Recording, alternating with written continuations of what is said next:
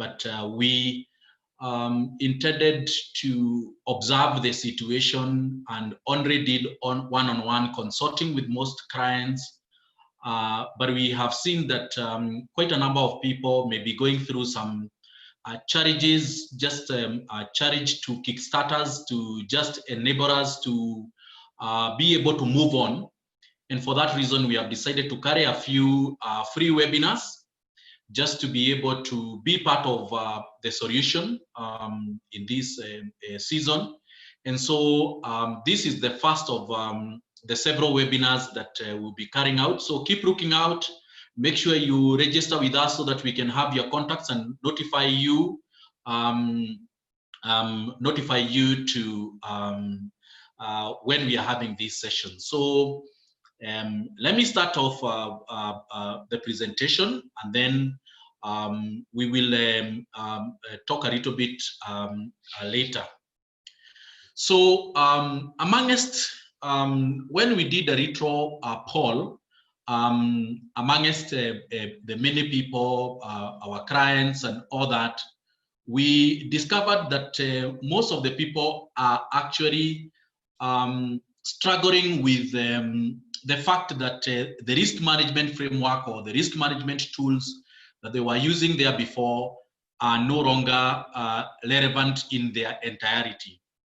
And so for that reason, we decided to talk about how do we review our risk management frameworks in times of COVID, and what is the context for us as we go along. So that's how we ended up coming up with this topic.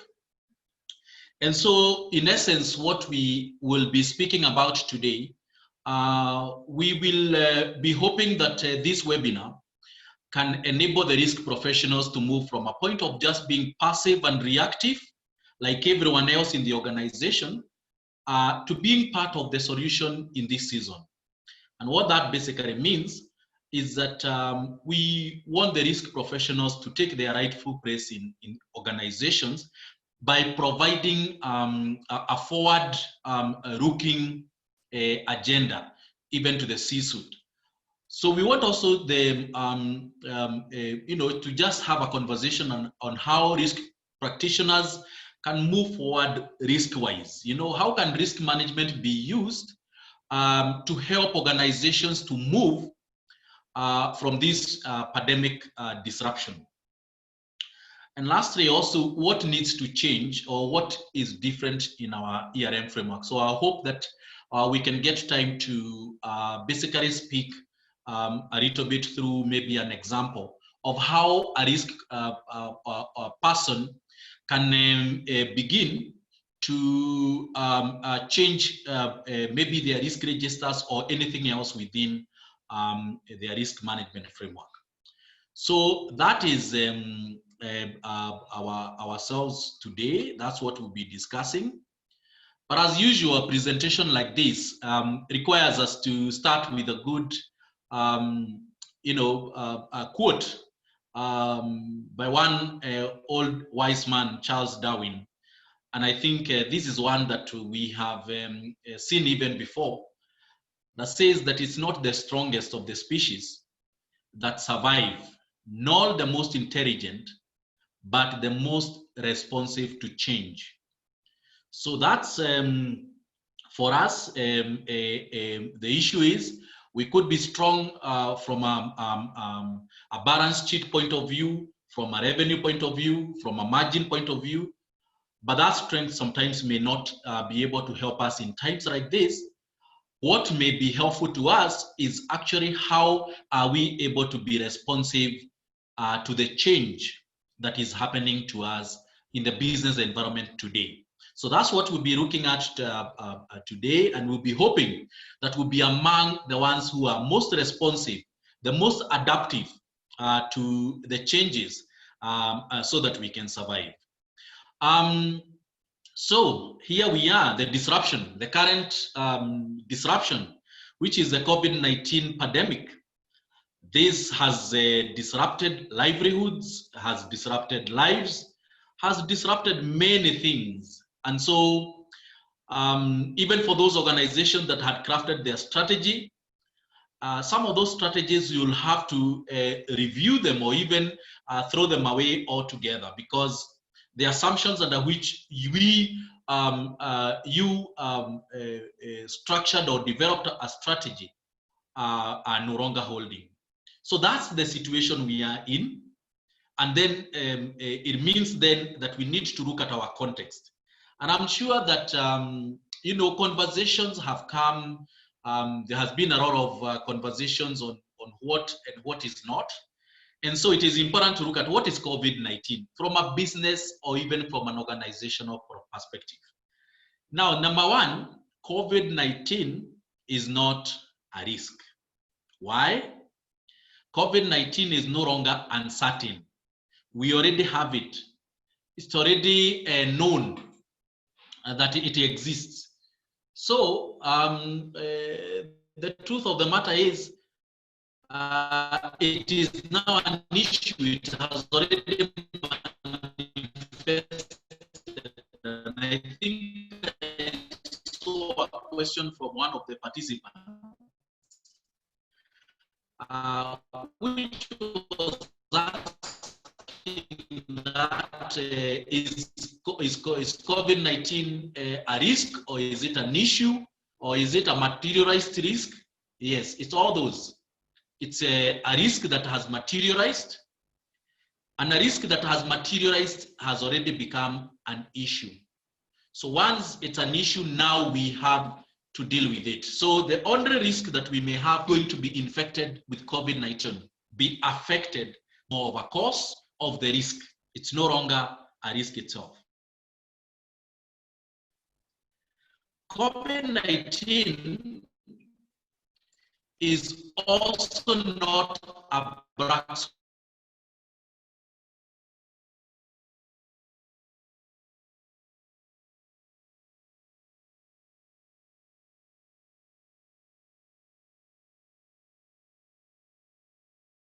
swan event. What is a black swan event? A black swan event is an event that is so rare that nobody started from a long time. Swans were white. A black swan, like you can, that is very, very unusual. During a Dutch expedition to Australia, one of the guys discovered and captured 2 black swans, proving that they actually exist.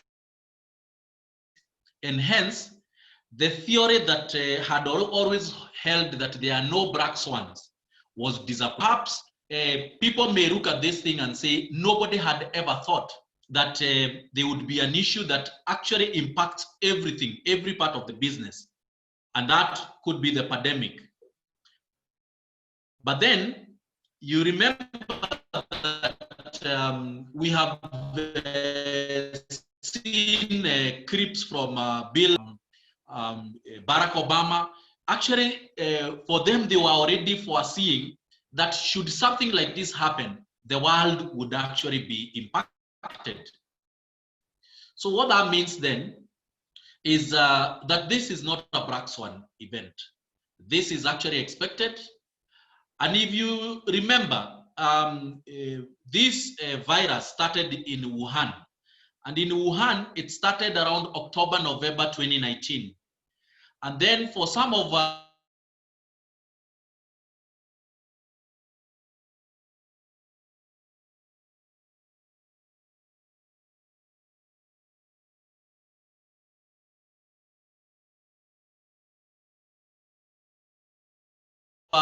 jurisdictions, like here 2020.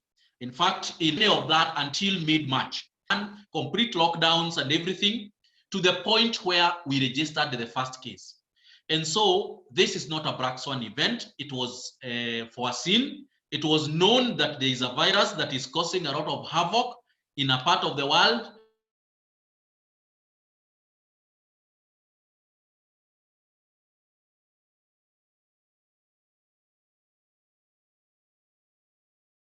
But people never registered. So those are 2 things that it's important for us to know what this COVID-19 is about.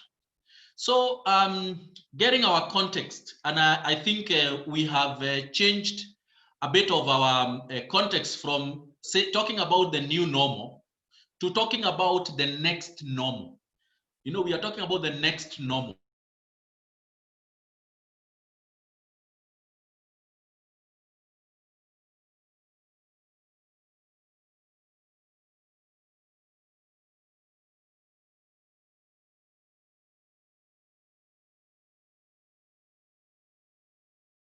So we are no longer saying new normal here. Okay, we have been at it for almost 6 months. So what that means is that in the things by all things would revive. Introduce the subject of risk if you have not already introduced it. And it's also a good point to bring up the topic to the senior management in our organizations to consider risk management because it is globally at its highest. Business models have actually been, exposed to systemic risk. And so what we are saying is that all businesses are facing the same kind of risk. Businesses are even we as consultants, even as we seek to be advising people, we are also being disrupted in the same way. So we need to be very aware that this is something that is affecting everyone. We have limited track record in dealing with the current risk situation because the last time this kind of a thing happened was in the 20th century. That is 1918 through to 1920. Most of the people who are there that time, very few are there today. So, and the times during those times, data is not as much as we have data today. So we have limited track records on how to deal with such situation. And what we need to be thinking about today as risk professionals, and indeed even as in organizations, we need to transform our strategies and business models for radically different situations. We also need to fundamentally transform the risk culture and processes to improve resilience and enable growth. As Charles Darwin said, if we do not transform the way we do our things, there are people who may never recover from this. They would have to close shop and then move on to something else. And then we are saying that the business operating environment has actually been disrupted. Strategy has actually been torn apart or even significantly shifted from what it was anchored on. So operations and the processes have been severely altered, and the current risk management tools may not be robust enough for this new situation. So if all the above things have actually been disrupted, then it means that the ERM or the enterprise risk management frameworks that we used before can no longer hold. ERM has also been disrupted.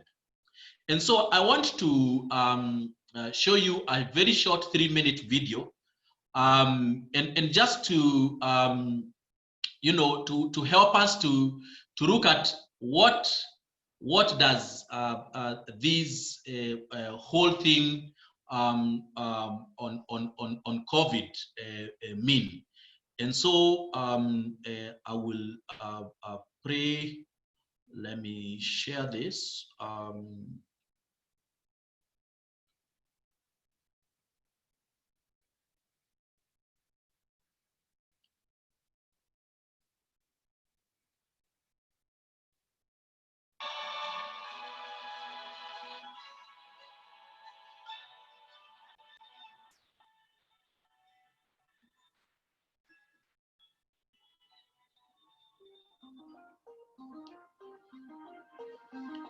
Covid-19 has launched the greatest behavioural change in our lifetime. We vaulted 5 years in the adoption of digital in just 8 weeks. This great digital migration has forced every company into a massive experiment in how to be more nimble, flexible, and fast. For many organisations, they've been pleasantly surprised by how quickly they've managed to move to digital. Now we're speaking to leaders who are asking, how do we bottle the stuff that worked? That's the crucial question. Even before the crisis, 92% of business leaders felt that their business model would not remain viable through the current rate of digitization. And now, everything has just sped up. Banks like Goldman Sachs, with 150 years of legacy, are acting fast to define new personal digital ecosystems. For Marcus, the pandemic has strongly reaffirmed our unique business model of digital combined with a strong balance sheet. It has helped us emerge competitively stronger by focusing on customers, employees, and our communities. Marcus is Goldman Sachs' consumer business. It's an online bank with a mission to empower millions of consumers to take control over their financial lives. We can innovate the distribution and consumption experience of financial services. During this pandemic, we launched our mobile app. We expanded the range of products and services with Apple, and we launched a brand new partnership with Amazon for seller financing. I think the most important thing for companies to thrive in the next normal, which is all around acceleration of digitization, is the mindset. This acceleration has underscored a stark reality in our research. We're living in a winner-takes-all world. It's the top 1 or 2 companies in each sector that are winning. The big lesson coming through all of this is that the metabolic rate of business has significantly increased.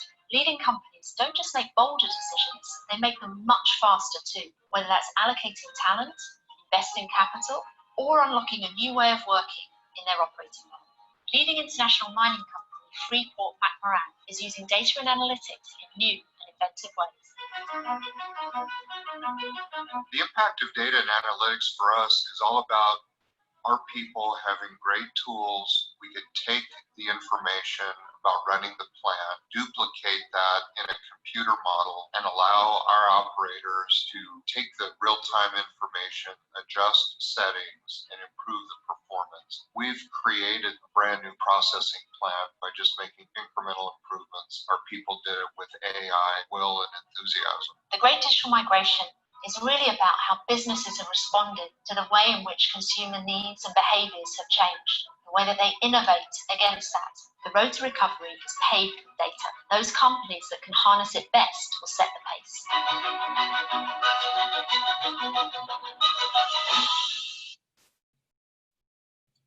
So that's McKinsey and company reminding us that we are now in a radically different world, and just showing, you know, a bank like Gold Sachs International is a bank that has existed for 150 years, and they are actually being disrupted. So really, this is a phenomenon. And so in this season, we need to really think outside of the box, as we like to say it. So proceeding with this conversation, we wanted now to speak about, we already have our frameworks. Now, these frameworks, many people refer to them by different names. Some people say our risk management policy, others say we have a risk management manual, others say this is our ERM framework and all that. And for the clients who are here and who we have worked with, for us, we have always wanted to refer to this as the ERM policy framework, so that then it becomes the one framework that supports the entire ERM in an organization. So it is the architecture within which enterprise risk management is managed or is run within an organization. So what we are saying today is, now with COVID-19, how can our structure remain relevant? I think that's the conversation that I wanted us to have today, because that can then help us to start moving forward to see exactly where do we need to move. So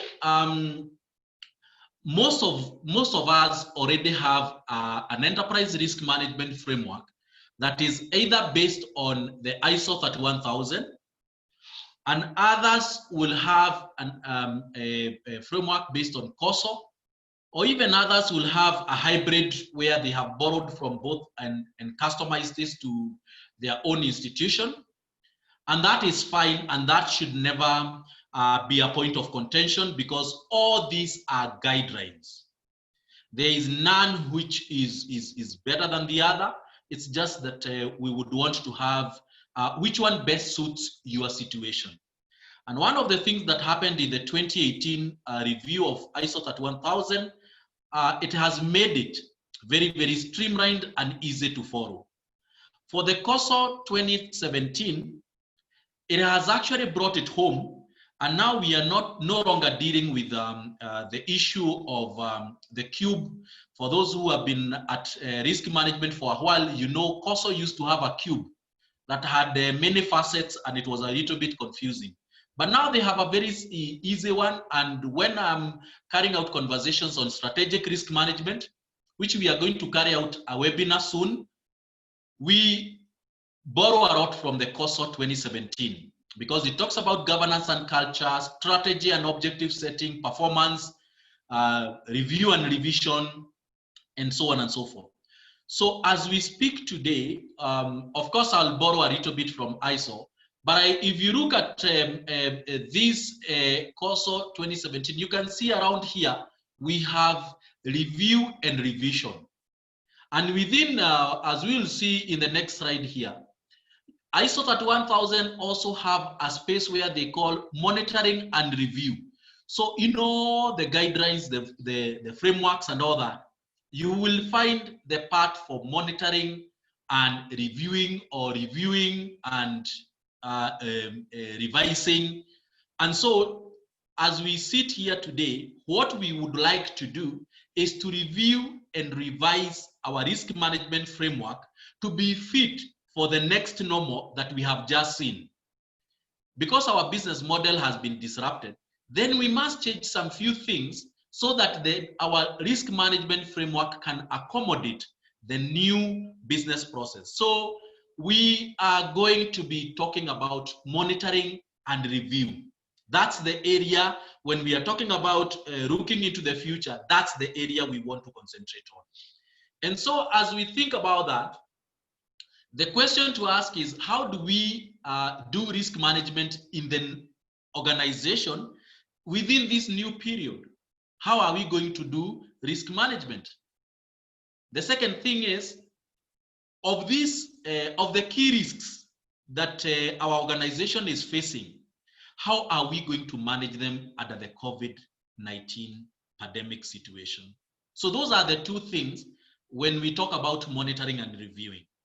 And so when we say that we are monitoring, we want to check the effectiveness of our framework and our processes. We are checking, is the risk management policy still fit for purpose? And if it is not, which areas will I, as a risk professional, recommend to the board or to the senior management to change them so that the risk management policy can remain relevant? If it is the key risks, which controls are there that no longer hold? For example, we used to perhaps say that you cannot carry organization documents without authority out of the office. Now people are working from home with the same documents. So it means that the control you had to ensure that the key documents for the organization are the lock and key can no longer hold. So your control now needs to be revised. And so we need to look at your key critical risks and say, which of these controls are actually affected by the COVID-19 situation. And then we need to monitor and see which risk was actually low or medium, and it has become high. And that means we need to look at the status of risk. For example, one of the risks that organizations may have is the safety of employees during operations. That may be injury or occupational illness. Now, because of the COVID-19 situation, the status of that risk has changed, because the likelihood now of people's safety being compromised is very high. So the likelihood has gone up. And the impact, because we have seen COVID can even cause death, is also increased. So we are likely to see the risk that has something to do with health and safety has actually increased. And then we need to look at the status of controls. Which controls were we using? By then, there was nothing like physical distance. So our office space was crumpled up. Now, there's a requirement by the Ministry of Health to actually have physical distance. So our control now need to be revised. What about the causes? What causes have been impacted by the COVID-19 situation? What kind of, what about the consequences? What is the impact? What is the consequence? Now, maybe when you are looking at your health and safety policy, you realize that there was nothing that could cause death to an employee. But now COVID-19 has come, and it's almost it can be easily be classified as an occupational illness, because someone can actually contract. And you might actually see some of those litigations coming up. Someone says that we lost our member of the family because he came to work at your place. So this is an occupational health, and hence we expect WIBA to kick in, insurance. So these are things that we need to actually be on the forefront by continually gauging the pulse of these risks and advising the management on where we are at. So this is a point where risk professionals need to be giving weekly briefs to the management, because situation is changing very fast. Situation is changing almost very, very fast. For those who have maybe branches, maybe there was a branch where there used to be no cases. All of a sudden, cases have actually been registered. So the consequences and everything, the dynamics around managing organization risks are changing very fast. So the risk professional needs to be providing some weekly updates on how the status of risk, status of control, status of causes, and status of the consequences of the impact of risks within the organization.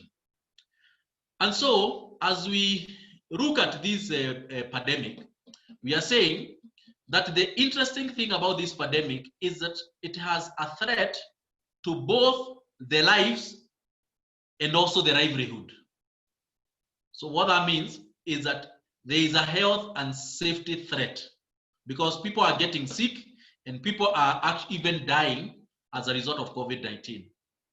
On the same regard, it is also hurting business and economy. So the livelihoods are actually being impacted. So even as we build responses and how we respond to this, we need to be aware that we are not only looking at the lives, but we are also addressing the livelihoods of our staff, of our customers, of our stakeholders, so that we can adapt to the new ways and methods of doing things. And we'll be talking about resolving, the first step being resolving. Then you build resilience within the business and capacity to handle this situation. And then eventually you start returning or making the business recover from this disruption. So those three R's: you resolve, you create organization resilience and capacity to deal with this, and then you return back to a business, either using the new ways and methods that you will have innovated during this time. And so there are a few steps that will help us to win the recovery journey. And so the first thing is we need to take stock and prepare for the second or even the third wave. So we need to prepare our organizations using the scenario building. What if this situation continues like this for another 1 year? How are we going to survive? That conversation you started within the organization. Help the management to take stock of what are our competitive advantages during this time. And should we then have a second wave which forces us back into back into lockdown, how are we going to resolve this matter? And then we have the second part. We need to develop and implement a return to workplace plan, because many people have been working from home, but then the question is, are they going to continue working from home even if this situation continues for 1 year? Is it possible? Do we have the infrastructure? What are the emerging risks?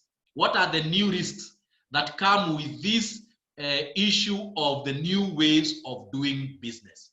And then lastly, we need to review and remodel our organizational business structure so that we build in the risk and resilience capabilities, so that we can return to business not as the same way we did, but we return into business as more stronger organizations than we were before COVID. And this is a conversation that would help. And in the video that we have just listened from McKinsey, I hope you were able to listen to the CEO of the bank, where they are now starting to sell financial instruments through Amazon. I don't know whether you even imagine how you can go to Amazon to buy banking products. That's where they are. And what they are saying is that they have been able to innovate. And that's why we have to look at what is an advantage that has come to us now. Is it in the way we are doing business? Perhaps even the board and management were already slow in going into digital. As you heard again from the video, 5 years of digitization has been transformed to 2 weeks of adaptation. Organizations thought that they have, by the end of 5 years, is when people will have embraced this digitization automation business. In 2 years, in 2 weeks, because of the COVID, organizations were forced to actually deal with this. Let me tell you, I am so surprised that we are almost 100 here in this webinar. Whereas before COVID, if you would have put a webinar, maybe even half of the people who are here did not know that Zoom existed. And that's how things are changing. And so we must take advantage of what is changing now to enable us to be able to be prepared for the next normal. And so what is the comprehensive approach to this recovery business? One, we want to have to do a business impact forecasting. You have to start thinking ahead of time. And that's what risk management is all about. Are we able to make our organization start to think ahead so that you are not just a member of the team who is asked after all the discussions have been carried out, then they turn around to the risk officer and say, do you think there are any risks that are there as we move on? So you are actually like a backup, but you have to begin to be the resource that is in this team that is helping in the business forecasting. We need to help in building scenarios that if we have oscillating lockdowns, variability in geography and supply readiness and all these that may complicate recovery, how are we going to do business? We have just come from a cessation of movement in between counties, and you saw how that was disruptive to business. Even some businesses that you'd never have imagined would be impacted were impacted. And so again, we want to do a business impact analysis. What is the impact to the workforce? Now that we have to maintain a 1.5 meters physical distance even between offices, what do we do with the people who cannot fit in our office? How do we deal with the issues of people from a HR perspective who are not so worried that they may lose their jobs? So you may see a spike in fraud, increase in fraud. How do we advise the business through this forecasting? The second thing is we need to develop the plan. How can we marshal and help the organization to have a plan of how we can return to work? Even though, yes, have you helped the organization to see, now that we have seen, and yesterday I was talking to a client, and the client mentioned that despite the fact that people have been working from home, we have seen a minimal reduction in our output. So we are very happy that now we have realized that working from home can work. So are we taking stock? Are we taking stock so that we can forecast who can work from home, who cannot work from home, and how do we deal with shifts? How do we manage shifts? Do we have people coming at 6 and leaving at 1, others coming at 12 and leaving at 8? Can we, what are the issues that we can advise management to embrace? And then let's roll out the plan so that you can begin to restore the business and you can begin to see which areas you might actually reinvent your planning so that you can actually take advantage of the business that might be there. And so I have an example from the HR department, even as I end my presentation.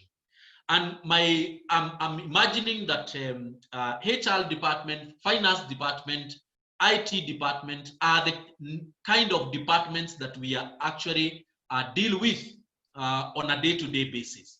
And so what we are saying, using an example of a risk professional actually approaching the HR function within the organization. And I chose HR function just because I thought it might be the easier model, because every organization has a HR. Even if you don't have a department called HR, you have a HR function. Whether it is managed by a different person, you have a HR function. And the first things you need to resolve is you need to ask the question and establish whether are there some HR policies that have been impacted by this situation. That is the risk professional who is assisting the HR manager or the HR function to think through. So they might actually say, by the way, we had never addressed the issue of people using their own internet at home. How do we compensate for that? Initiate a two-way communication for employees so that the employees can know what is happening within the organization. Are we going to be fired? What is going to happen? So that the employees can be able to focus on what is important for the organization. What about promoting the new work and safety practices? We are required once we enter the office, we need to actually sanitize. We need to wear our masks if you're working in the office. And how do we embrace? It's the HR function that should look at how do we improve the signage, the safety signage around the offices. How do we support working from home? And how do we engage stakeholders and government where necessary so that we can ensure that our organization is actually moving in the right direction? And then the next thing we want to do is to build resilience. And now that we have resolved the issues, we need to build the resilience. What are we saying? We are saying we need to stay close to the employees, showing resilience, empathy, and care. Because we have initiated a two-way communication with the employees, we are able to know, are there employees who member of the family has been affected? If there is a member, maybe there are some people who have lost relatives due to this COVID. How can we be empathetic and show care to these members of staff? Develop scenarios for the overall economic impact. Let people know that if nothing changes, we are going to stick together. All of us are going to go on to half salary so that we can stick together and help each other even as we manage the crisis in this organization. We need to create scenario plans for managing the employee costs, because there could be additional costs that come with the new scenarios. What are those costs so that it enables the management to plan accordingly? Address the short to medium term shortage in talent, because there may be people who are not available. If one of your key talents, succession planning, gets infected and they cannot be available for you, what happens to you? What are we going to do? How are you going to resolve that? And lastly, we need to define the interim operating model. Now that we have said that we are no longer going to have clients coming to our office, they will communicate to us online. How does this interim model work in view of our customer satisfaction? Are we meeting all the needs of our customers? You might realize that what may come as a result of a crisis management perspective might end up being one of the main areas of growth. Maintain focus on culture and health to keep up employee morale and engagement. I can tell you a lot of people struggled with working from home. And in fact, if we had activated all your microphones at this point, I can assure you that perhaps we would already have had to mute someone because the children are seeing like you're watching a movie and they want to take part in that. I mean, there's a lot of engagement and adjustment that comes with working from home, and that there's a lot of culture that you had built because of sticking together as one family. How do you maintain that when people are working away? I know of organizations that are even organizing online hangouts. So you buy your drinks, you buy your own things, then all of you log in into a Zoom session and you have a session of hanging out. You just give each other stories like you used to do in the office, just to provide employees some support infrastructure. Readjust the core HR processes to adapt to the next norm. So are there some core areas? Now that people are working from home, are they still going to demand annual leave? How is their annual leave going to look like? These are all questions that the HR may want to adjust and even look at their risk register and see, is there something we need to change so that we can continue doing things? How are you going to preserve and promote diversity and inclusion in the workplace when people are working remotely? Because there before, you would actually promote this by having all people in the same place speaking the same language in terms of the organizational ways of doing business and all that. Now people are reverting back to their own family cultures. It's only that they log in when they have to log in. But by and large, they are acting as per their own family culture. So when everything, when we finally, if we ever come back to the offices, people might have very difficult times adjusting to even being together with the other people. How does the HR ensure that we preserve this? So these are some questions, and I would imagine that this is a conversation that you can start even to help the HR department to rethink at what can the risk register look like in the new normal. These are the sort of questions that will make the HR department realize that the risk department is actually coming to help me manage my work better, help me achieve my objectives better. Remember, risks have not changed. Risks are the same because your objectives are the same. So the risks are still the same. The only thing is that they have changed and we may have some few emerging risks. Like the one that is brought by, because of working from home, there are some emerging risks in terms of data security, the security of our, because of a lot of remote connection to the core network, that may compromise the system security, cyber security. So we may have more increased cyber attacks that may lead to increased fraud, either from internal and external. So all these are areas that we might want to help organizations to navigate.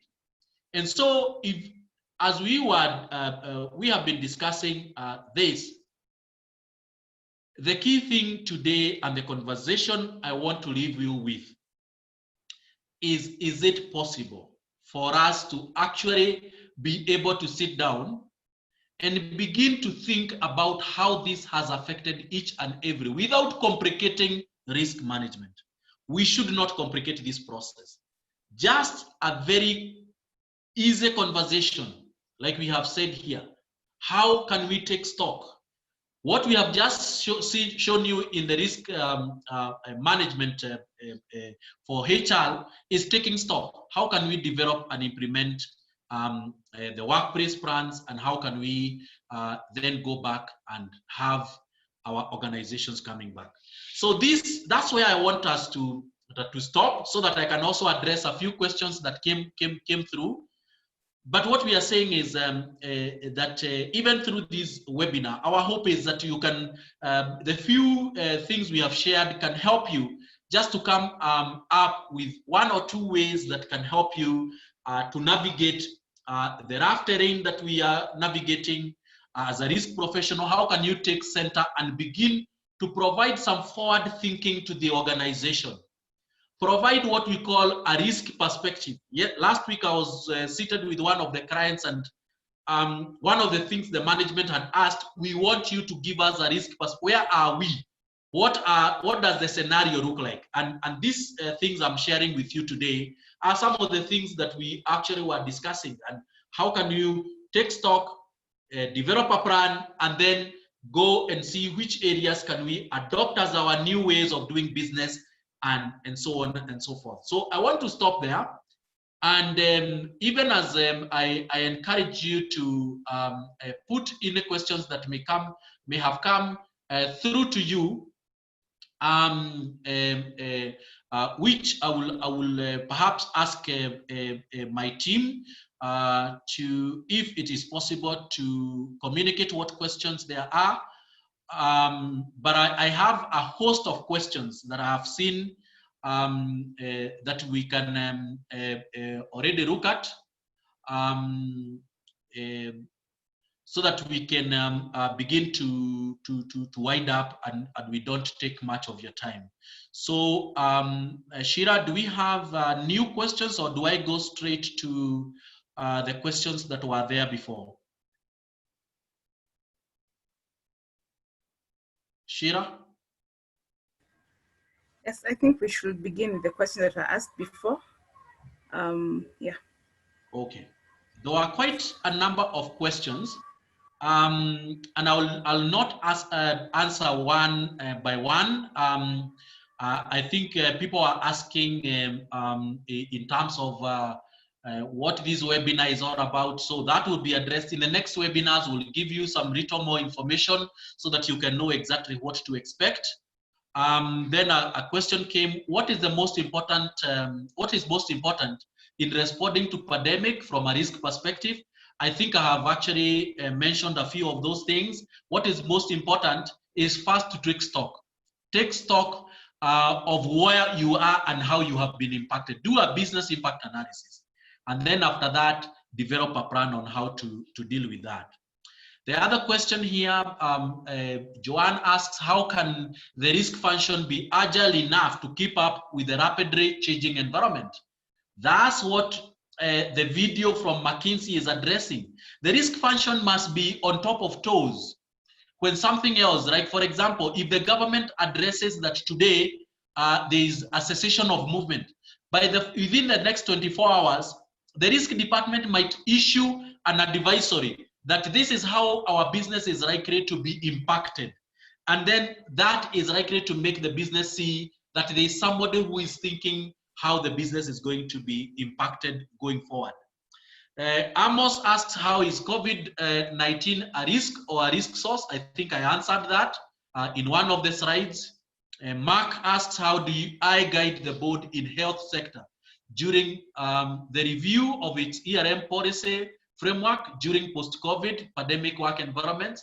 I have mentioned the first thing is to ask which part of our risk management framework can no longer hold.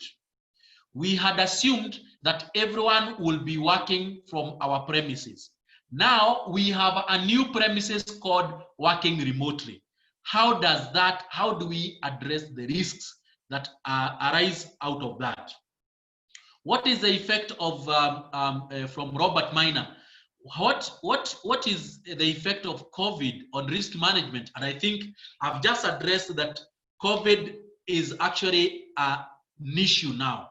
So it is a cause of risk. So it is going to impact the risk management in terms of, in the next frontier for risk management, we think that it is the convergence between risk management and business continuity. So in the future, we are not likely to be seeing these two as different disciplines, but these two are going to converge, and we are going to be talking about developing business resilience or developing organization resilience. That's how risk management is going to be affected. How can we embed ERM activities in our business during this COVID era. There is nothing that has changed on how you embed ERM. We must push forward the conversation, and this is a very good opportunity. Samuel, who asked this question, is a good opportunity for you to push the ERM agenda if it had not been a central agenda. And Ronald asks, what is the effect of COVID on the overall risk register?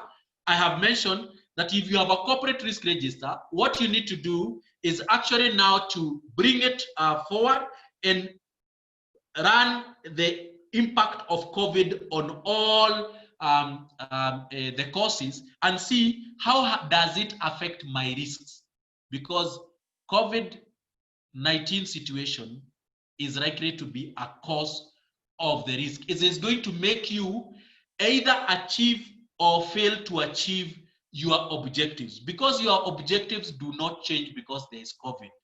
If you are KCAA, Kenya Civil Aviation, your agenda was regulating the aviation space, that still remains your agenda and your objective. But now because of the COVID, that may make you not achieve your objectives now. What about risk mitigation in plant? Should workers get infected?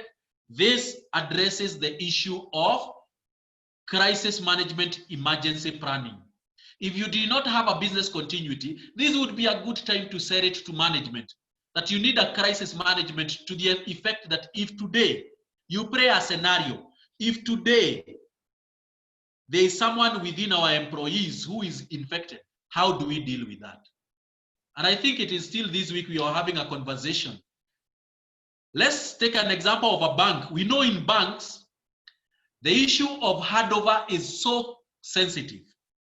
Now, when a branch has been affected by COVID, maybe one person has been tested positive, the entire branch is set aside and put in isolation or in quarantine.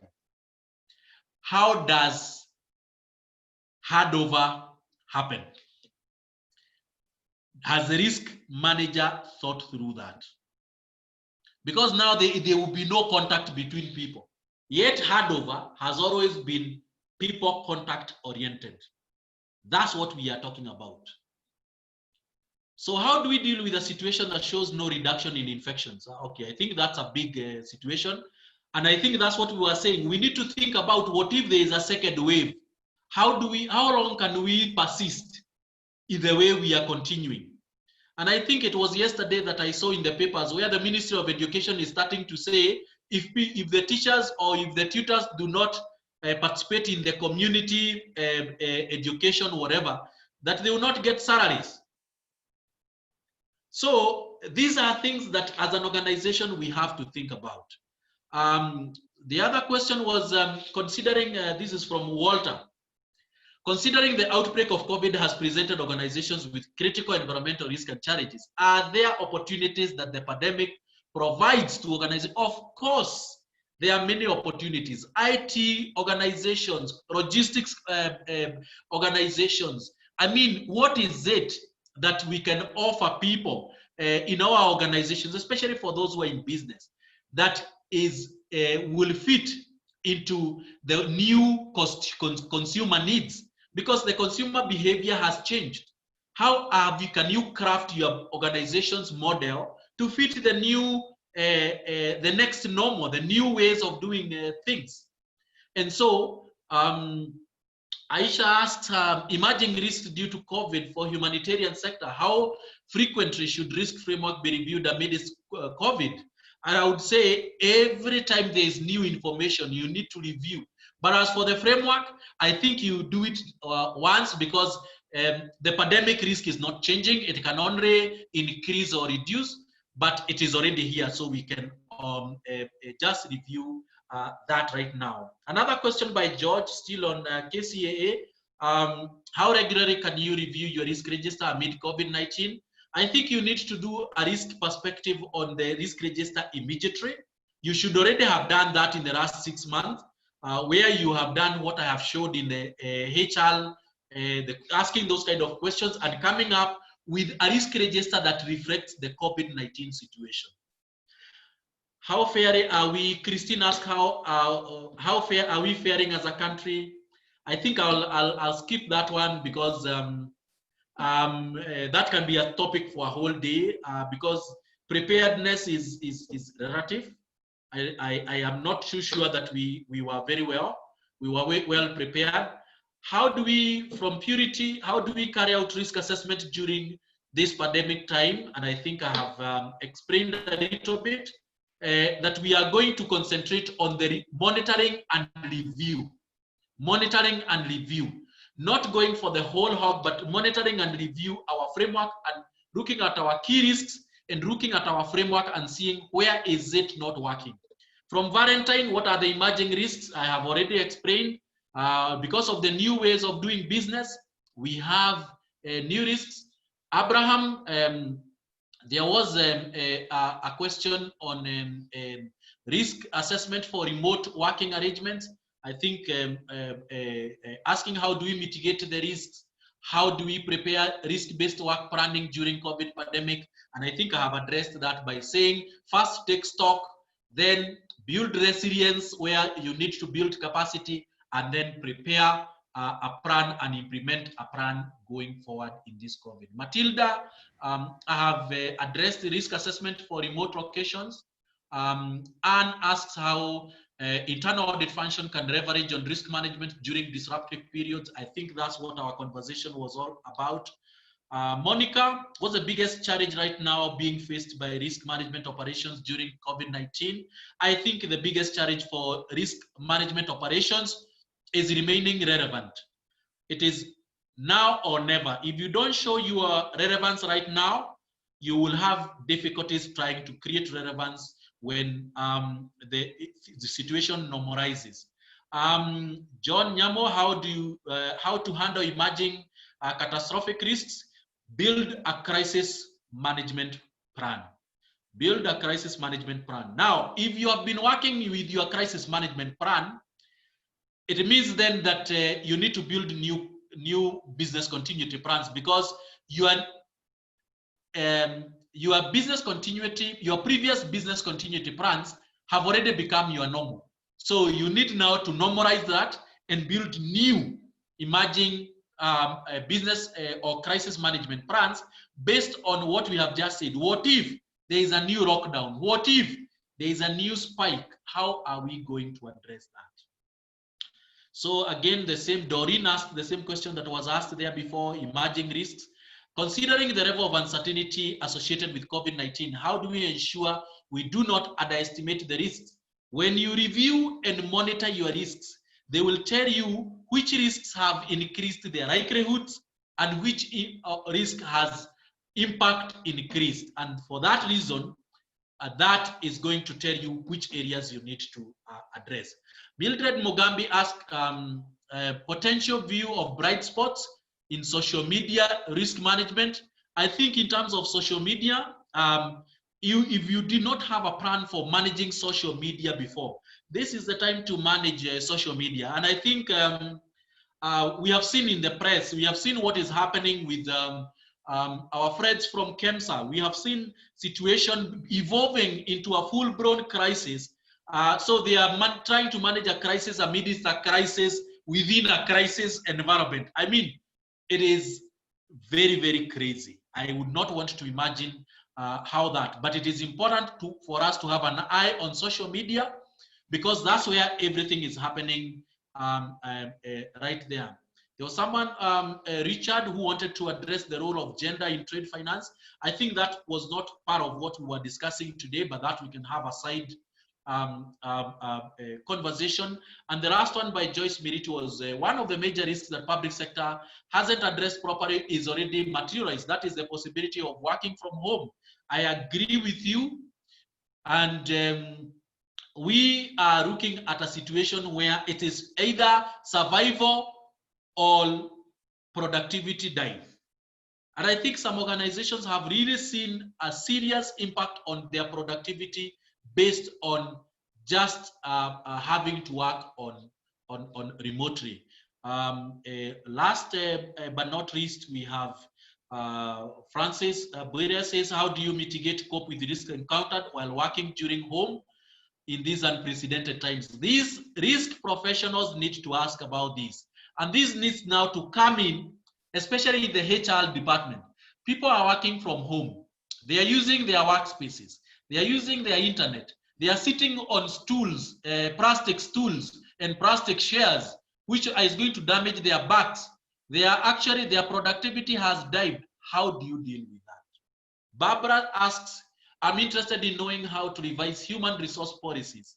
I think we have mentioned on that, and should there need be, then we can actually have a side conversation and see how we can support you in how we can review not only the HR policies, but policies that have been impacted on by COVID-19. Osman asked about how do we promote transparency, trust, and election. Now, this is something that is huge, especially in view of what the expose that we saw about the COVID millionaires. You know, there is nothing that can warrant the watering down of transparency, governance, transparency, and accountability. Those ones must be upheld whether we are going through crisis or not.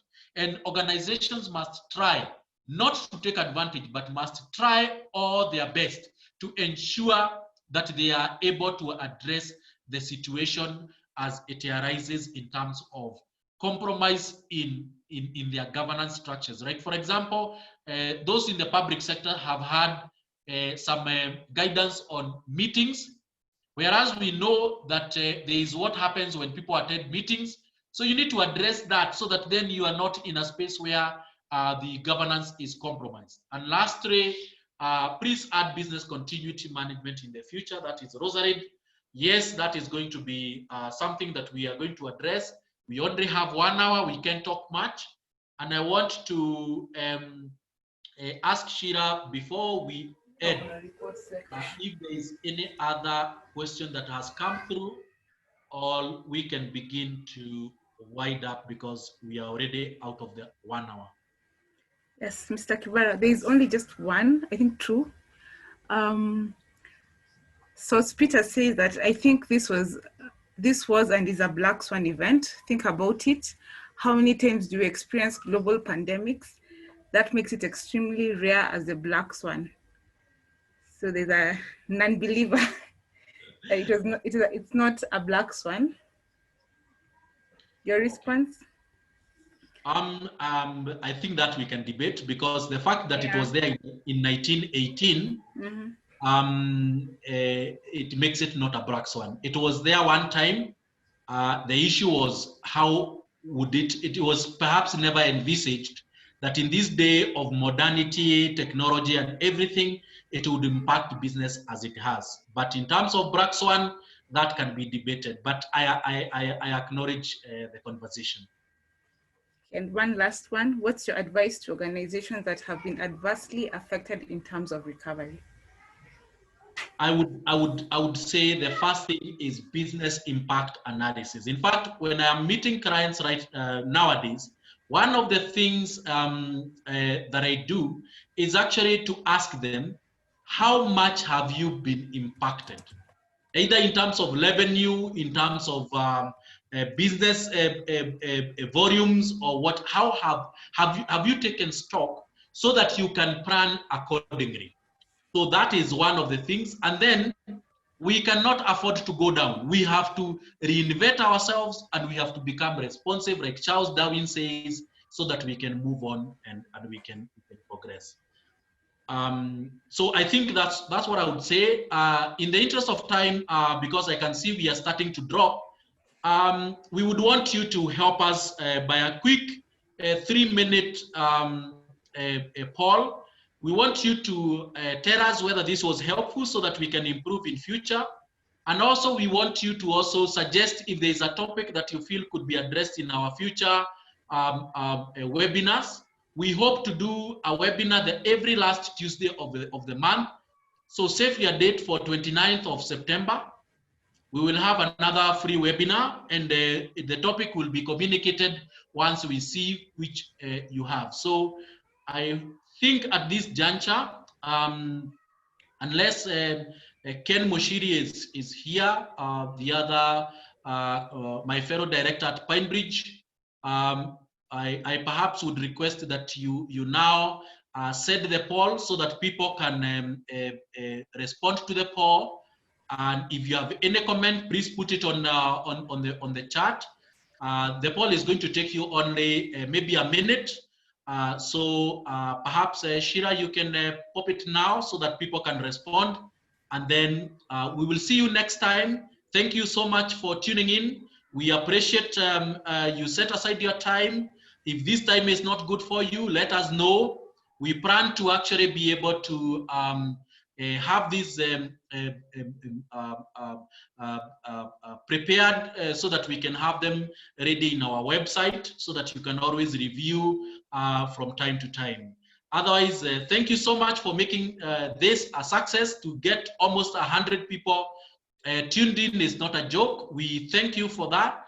And we are going to actually be holding this every so often. And we also encourage you, if in case you have a need in terms of risk management, feel free to reach us, and we are going to make these risk management and business continuity work for you. Over to you, Ken. Are you unmuted? Can Ken perhaps move a vote of thanks and just wind up?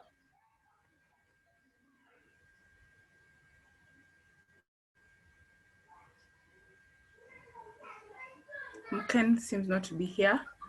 They're going to answer the question at the sub. When I end the webinar, you're going to just fill out the 3 questions. It's still going to be on, and we'll be ready for your feedback. In case you want a presentation, kindly contact me via the email I sent the link.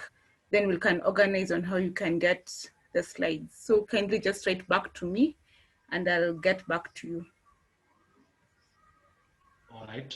So you say once you add this, the poll will come up? Yes. Okay. So you hold on, people. Answer the poll, and let's get your feedback.